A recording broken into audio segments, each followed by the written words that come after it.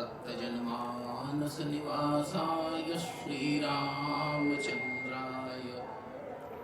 विश्वसर्गविसर्गादिनवलक्षणलक्षितम् श्रीकृष्णाख्यं परं धाम जगद्धाम नमामि तत् मनोजवं मारुततुल्यवेगं जितेन्द्रियं बुद्धिमतां वरिष्ठं वातात्मजं वानरयूथमुख्यं श्रीरामदूतं शरणं प्रपद्ये।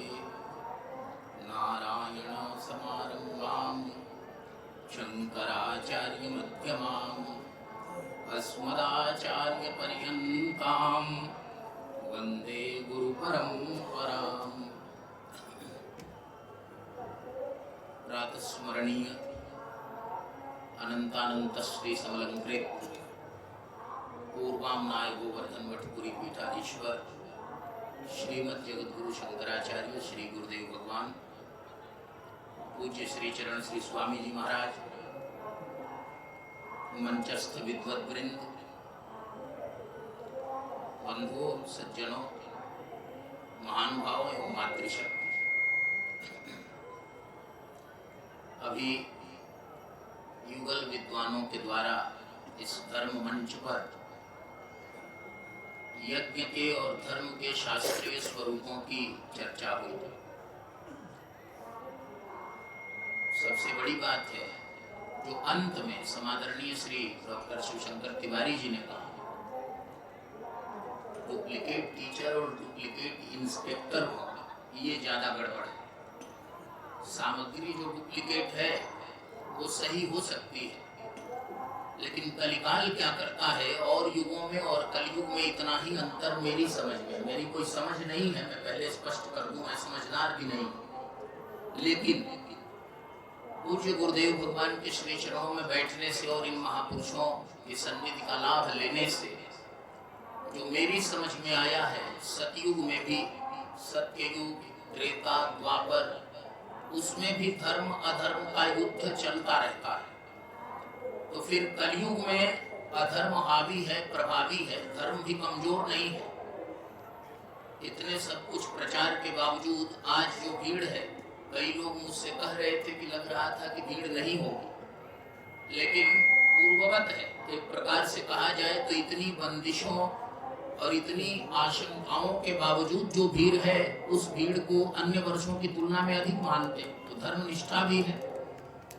कलयुग के कारण धर्म दब जाए ऐसा नहीं है, बल्कि कलयुग से धर्म लोहा लेता है। लेकिन मैं विषय पर, पूर्वाचार्यों ने जो संकेत किया है उस पर, मैं उस विषय पर आना चाहता हूँ। भागवत जी के महात्म्य में लिखा है कि कले दावानले नाद्य साधनम भस्मतांगतः। कलयुग क्या करता है? कली दावानल है और वह यज्ञ के, धर्म के समस्त साधनों को ही भस्मीभूत कर देता है।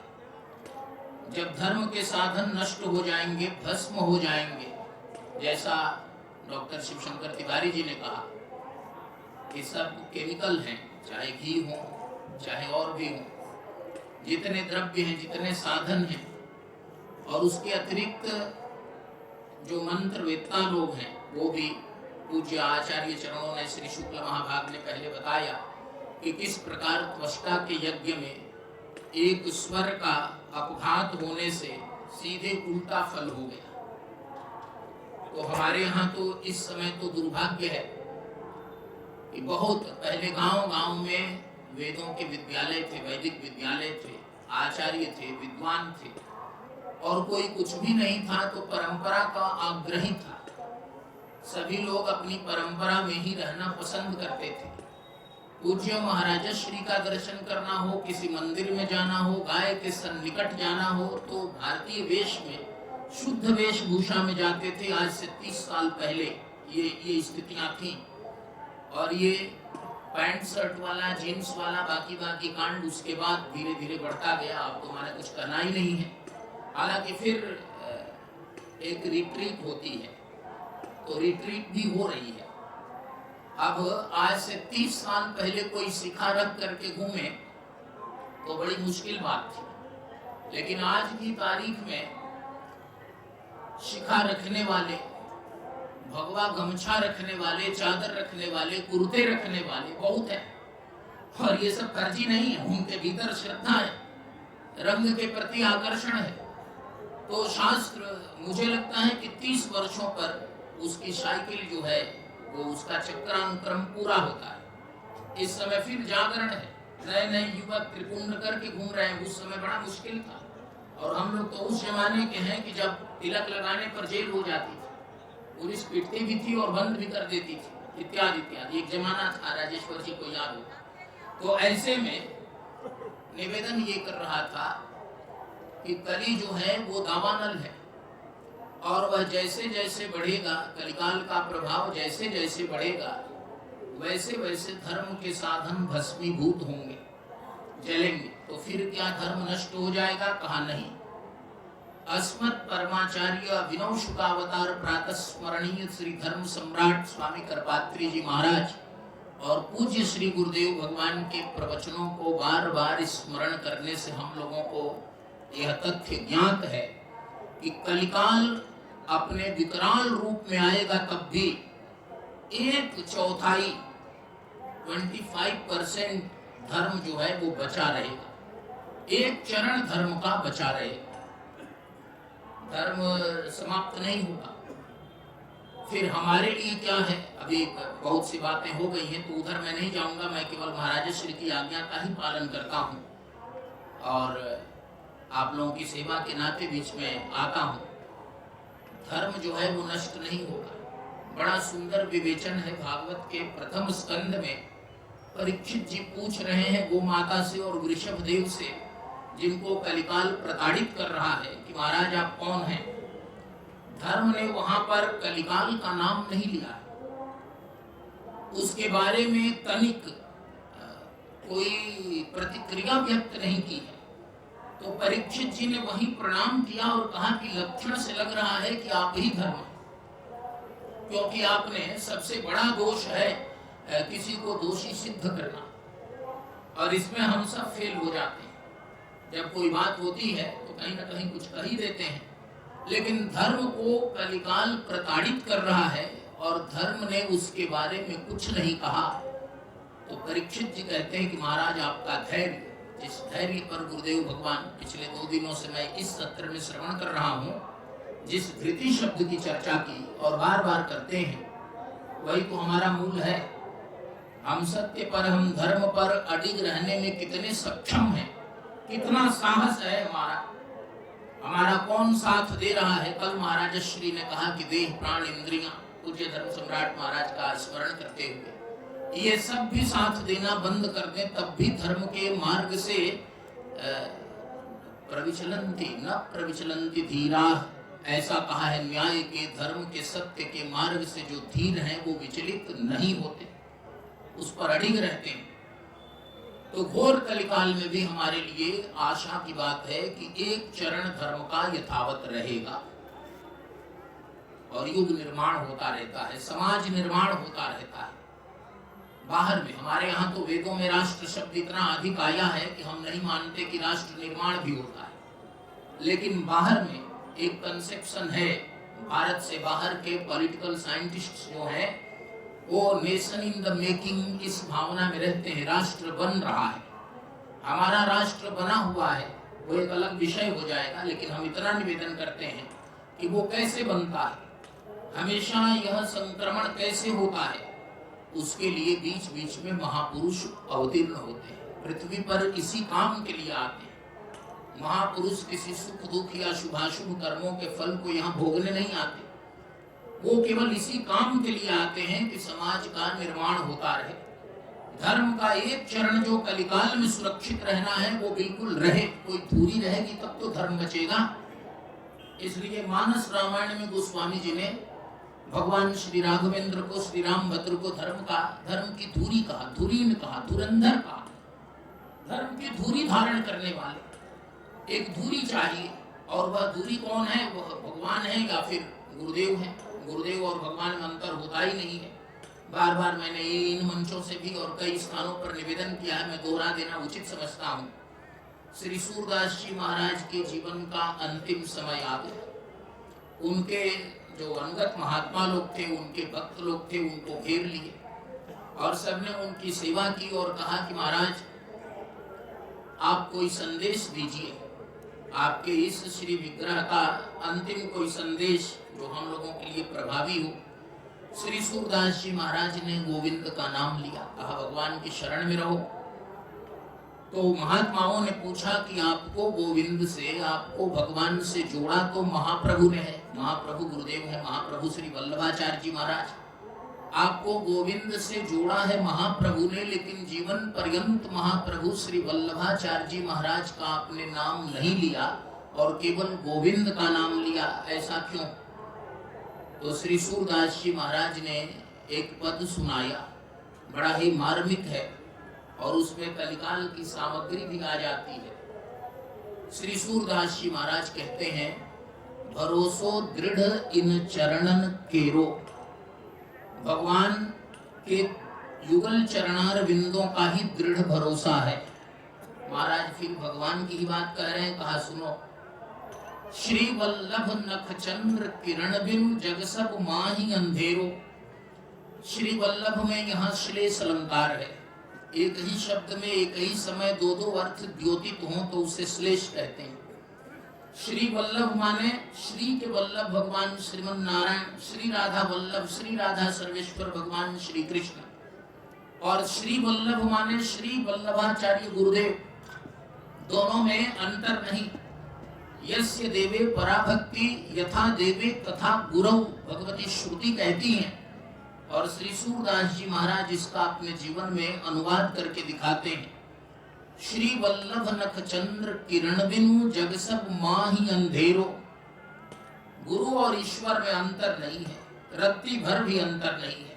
सिक्के के दो पहलू कहने में भी सोचना पड़ेगा, क्योंकि दो पहलू कहेंगे तो घुमा कर देखना पड़ेगा, लेकिन ईश्वर में गुरु के और गुरु में ईश्वर के दर्शन होते हैं। यह क्षमता केवल गुरुदेव में, केवल संतों में, केवल महापुरुषों में, केवल धर्माचार्यों में। तो श्री वल्लभ नख चंद्र किरण बिनु जग सब माही अंधेरो, और इनके श्री चरणों से यदि दृष्टि हट गई तो संसार में फिर बचेगा क्या?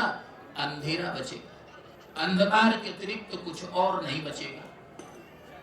महाराज साधन और नाहिया कलिमा, जिन साधनों की चर्चा अभी महापुरुषों ने की, साधन और नाहिया कलिमा जासो हो ये निबेरो सूर श्याम वल्लभ चरणन को, फिर यहाँ वल्लभ कह रहे हैं, इस बार तो सीधे सीधे वल्लभाचार्य हो गए ना।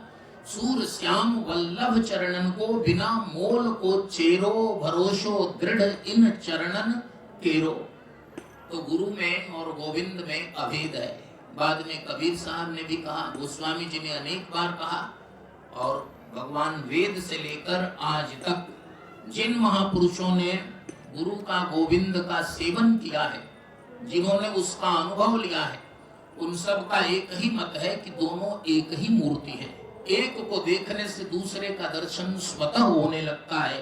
ये सिक्के के दो पहलू भी नहीं है, एक ही पहलू। और कलिकाल से लड़ने की क्षमता, धर्म को कलिकाल में भी धारण करने की क्षमता देने वाले ये हैं। अब कलिकाल जब साधनों को नष्ट करेगा तो उन साधनों की शुद्धि कैसे होगी? बिना यज्ञ के काम हमारा चलेगा क्या? गृहस्थों के लिए पंच यज्ञ ये प्रतिदिन करना है, और नित्य नैमित्तिक काम्य कर्मानुष्ठान बहुत सारे शास्त्रों में बताए गए हैं। चाहे कलिकाल हो, चाहे कोई और काल हो, यज्ञ के बिना तो हम सांस भी नहीं ले सकते। प्रकृति से जो लेते हैं और फिर देते हैं, वो दाना दाने वो धातु है, लेना और देना। कहीं से पढ़ते हैं और कहीं पढ़ाते हैं।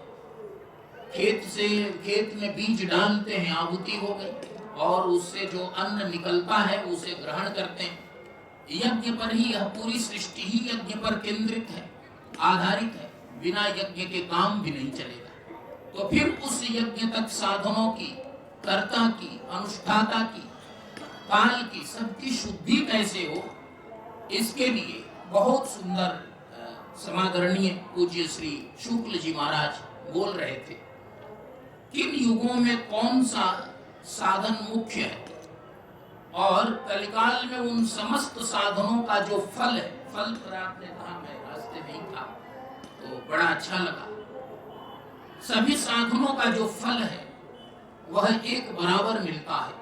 पुराणों में लिखा है विस्तार से, और श्रीमद् भागवत और श्री विष्णु पुराण में ये बातें अक्षरशः दोहराई गई हैं, और मानस रामायण में भी ज्यों की त्यों दोहराई गई हैं।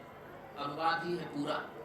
कृते यध्यायतो विष्णु, सत्य युग में कृतयुग में ध्यान की प्रधानता है। अब इस समय हम ध्यान करें, हमारा ध्यान कितना है? हम अपनी बात कह रहे हैं, हमारा माने हमारा ही है, आपका नहीं है। तुम कहो मैं अनुभव अपना, ये भी बात है। पूज्य गुरुदेव भगवान का आधुनिक विश्व और शांकर वेदांत पर एक विश्वविद्यालय में प्रवचन हो रहा था। वो सेमिनार था यूजीसी के द्वारा, इस कॉन्सर्ट। उसमें बड़े बड़े एक्सपर्ट आए थे बोलने के लिए, और उद्घाटन सत्र में महाराज श्री बोल रहे थे। 1.5-2 घंटे गुरुदेव भगवान ने बहुत कृपा पूर्वक, उदारता पूर्वक सारी गुत्थियां सुलझा दी। तो उसमें से मैं किसी की आलोचना और आक्षेप नहीं करता। अभी मैंने परीक्षित जी और धर्म की बात कही, मैं ध्यान पर बताता हूँ। तो उसमें जो एक्सपर्ट आए थे, जो बोलने के विशेषज्ञ आए थे, उसमें से आधे समाधि में हो गए थे। 20-30 मिनट के बाद आधे नींद में आ गए थे। और उसके बाद उन्होंने कहा मुझसे कि ऐसा प्रवचन हम लोग सुन लेंगे तो फिर कुछ बोल नहीं पाएंगे। ये भी उनको ये भी खतरा था कि आगे कुछ बोल ही नहीं पाएंगे। तो दूसरे ने कहा कि आप लिख कर नहीं लाए हैं? कहा लिख कर लाए हैं तभी कुछ बोल पाएंगे। लिख कर कुछ लाए थे, वही पढ़कर चले गए 5-10 मिनट में। तो सुनने की क्षमता नहीं है, सुनकर सहने की क्षमता नहीं है। ध्यान हम कहाँ कर पाएंगे? 2 मिनट हम यहाँ बैठते हैं, स्वामी मधुसूदन सरस्वती जी महाराज की पंक्तियां ध्यान में आती हैं। वो कहते हैं कि शठेन केनापि वयम हठेन अद्वैत वीथि पथिकैरुपास्याः स्वराज्य सिंहासन लब्ध दीक्षा। शठेन केनापि वयम हठेन दासीकृता गोप वधू विटेन। जब जब मैं ध्यान लगाता हूँ गंगा जी के तट पर, यमुना जी के तट पर, तब तक एक नटखट बालक आ जाता है। उनके यहाँ तो इतनी सिद्धि थी कि वो बालक ध्यान तोड़ता था। हमारे यहाँ कोई नहीं आता तब भी ध्यान टूटा हुआ रहता है। बार बार वह गोप वधू विटेना, गोपांगनाओं के मटकों पर, भांडों पर, पात्रों पर ढेले फेंक कर, विट पत्थर फेंक कर, खटपट चट की आवाज से ध्यान भंग कर देता है। 1 बार 2 बार 3 बार 4 बार मैंने मना किया, भैया ऐसा मत करो। तो उसने कहा कि बाबा तुम यहाँ आंख मूंद कर मत बैठ। अंत में उसकी इस नटखटापन ने क्या किया? कहा मेरी पूरी बुद्धि को ही उसने दासी बना लिया। मैं स्वामी से क्या हो गया? दासी कृता गोप वधू विटेना। तो कृतयुग में ही ध्यान हो सकता है। और यज्ञ, जिन यज्ञों पर अभी महापुरुषों ने प्रकाश डाला, वह यज्ञ त्रेता में ही हो सकता है। और त्रेता के महात्मा, और आज भी सब युगों के महात्मा, सभी युगों में सभी युग रहते हैं और सभी युगों के साथ चलते हैं। कलयुग में भी सतयुग है, त्रेता है, द्वापर है, और त्रेता, सतयुग और ये द्वापर में भी कलयुग रहता ही रहता है। कभी कभी किसी का प्रभाव बढ़ जाता है, किसी का घट जाता है। तो त्रेता में यज्ञ की प्रधानता है। कितनी बड़ी प्रधानता है! अब देखिए, कृतयुग में श्री ब्रह्मा जी ने ध्यान किया देवताओं के साथ, स्तुति की, ध्यान, केवल हाथ जोड़कर ध्यान कर रहे हैं, तब तक उनकी नाक में खुजली होने लगी। उनको लगा कि कुछ हो रहा है। उन्होंने ऐसे से हाथ ऐसे कर दिया। भगवान ने वाराह अवतार, मत्स्य अवतार सब ऐसे ही लिया। ध्यान करते करते भगवान आ गए।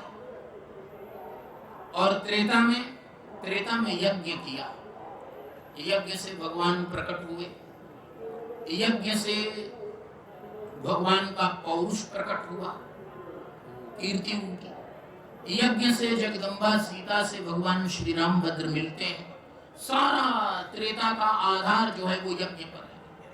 और द्वापर में पूजा की प्रधानता है। द्वापर में विदुर जैसे, विदुरानी जैसे लोग मिल सकते हैं। जिनके पास चाहे जो हो, सामग्री जो हो, लेकिन शुद्धि इतनी भावना की है, भावना इतनी प्रखर है कि भगवान उनकी भावना के वश में। पूजा का मतलब तो ये है। लेकिन कलयुग में सचमुच ध्यान का, यज्ञ का, पूजा का जो एकाग्रता, वहां से जो फल वहां से मिलती है, वह नामानुराग से ही मिलता है। कलयुग में एक से एक नामानुरागी महापुरुष हुए, और एक बार जब उस नाम का चस्का लगा दिया, उसका स्वाद चखा दिया, तो फिर कोई कैसे ध्यान से, कैसे यज्ञ से, कैसे पूजा से विरहित रह सकता है? रहता ही नहीं है। एक तो ये सिद्धांत है, लेकिन ये सिद्धांत सिद्ध कैसे होगा? मैं विष्णु पुराण की बात कर अपनी बात पूरी कर दूं। श्री विष्णु पुराण में भगवान व्यास बोलते हैं, पराशर जी महाराज बोल रहे हैं, लेकिन व्यास जी का कथन है। ऋषियों को भगवान वेद व्यास कहते हैं कि कृतयुग में, सत्ययुग में जो फल 10 वर्षों तक जंगलों में घोर तपस्या करने से प्राप्त होता है, त्रेता में वही फल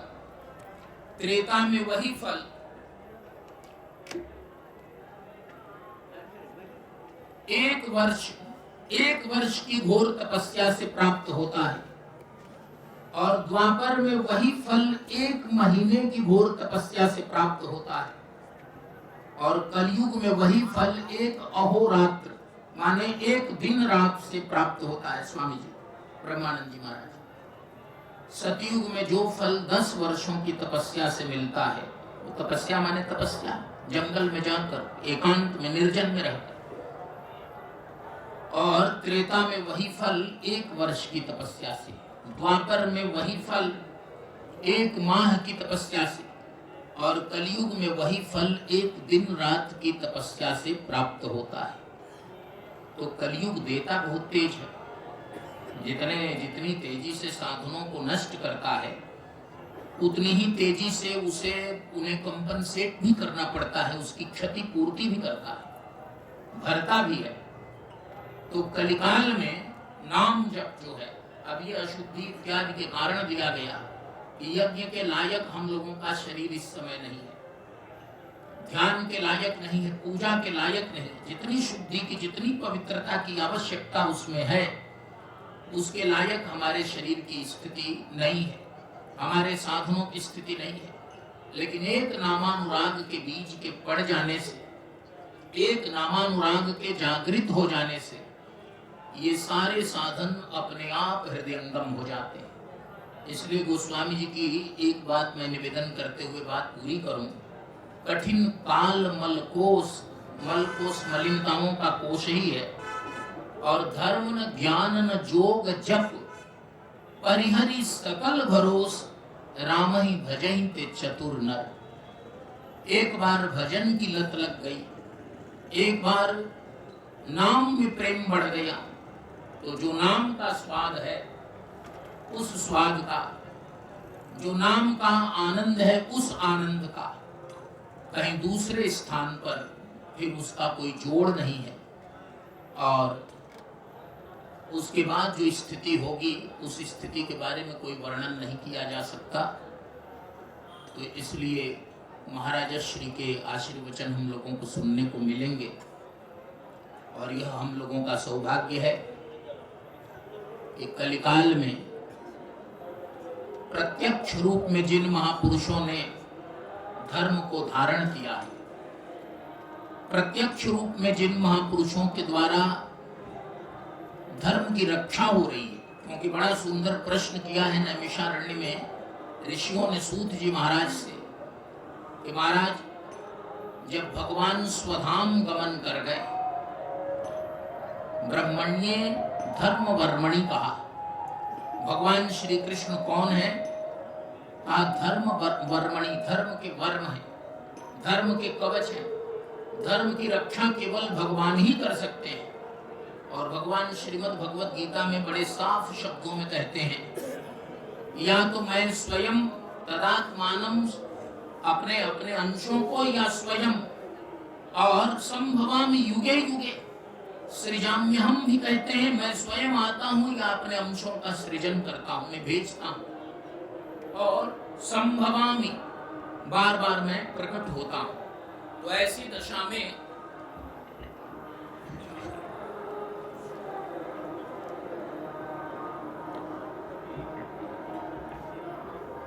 श्रीमद् जगद्गुरु शंकराचार्य भगवान की, धर्म की, अधर्म का प्राणियों में